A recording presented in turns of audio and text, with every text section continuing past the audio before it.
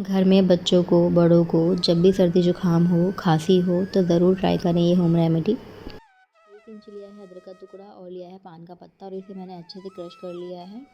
Cotton के कपड़े की हेल्प से या छलनी की हेल्प से इसका जो भी रस है वो सारा का सारा हम निचोड़ लेंगे। रस निकाल लेने के बाद ऐड करेंगे 1 छोटा चम्मच शहद। शहद इनको अच्छे से मिक्स कर लेंगे और इसको गैस पे हल्का सा नुआया करेंगे। बच्चों को, बड़ों को, जिसको भी सर्दी जुकाम खांसी है उसे 1 चम्मच ये हमें रेमेडी देनी है। और उसके बाद 1 घंटे तक ना ही पानी पीना है और ना ही कुछ खाना है। इसलिए ये दवा हमेशा मैं रात को देती हूँ बच्चों को। Thanks for watching.